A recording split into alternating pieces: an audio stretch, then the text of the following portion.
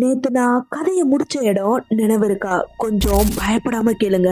Hey guys, நான் உங்கள் வர்த்தினி. இது வர்த்தினி மிஸ்ட்ரீஸ். வீட்டுக்கு போய் திரும்பி பார்த்த மனுஷன் கண்ணுக்கு ஒரு வயசான பெண் உருவம் அழுகி போன முகத்தோட அவருக்கு பின்னாடி நிக்குதுங்க.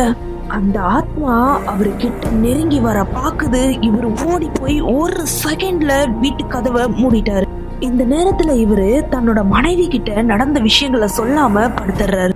ஆனா தூக்கம் வரல, மனசு ஃபுல்லா பயம். சரியா அரை மணி நேரம் கழிச்சு கதவை யாரோ வேகமா தட்டுற சத்தம் கேட்ட 10 நிமிஷத்துல அவரோட மனைவி குரல்ல யாரோ வெளியே வா வெளியே வான்னு 2 முறை கூப்பிடுறாங்க.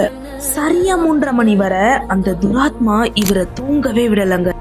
மணியும் விடியற்காலம் நாளாகுது. கதவை மெதுவா திறக்கிறாரு. திடீர்னு அவர் செல்லமா வளர்க்குற ஜூலின்ற நாய் அவங்க வீட்டு கொய்யா மரத்தை பார்த்து கொலைச்சுக்கிட்டே இருக்கு. சரியா காலையில அவர் வீட்டு கொலசாமி படத்துல இருக்க எலுமிச்சம்பழத்தை எடுத்துட்டு வந்து 4 முளையும் வெட்டி தூக்கி வீசுறாரு. இதுக்கப்புறம் அந்த துராத்மாவோட வாடை குறைய ஆரம்பிக்குது. இது வேற யாருக்கும் நடக்கலங்க, என் சொந்த பெரியப்பாக்கு நடந்த கதையை தான் உங்ககிட்ட நான் ஷேர் பண்ணிருக்கேன். உளுந்தூர்பேட்டை டு திருச்சி மெயின் ரோட்ல அந்த சமாதியை பார்த்திருக்கீங்களா?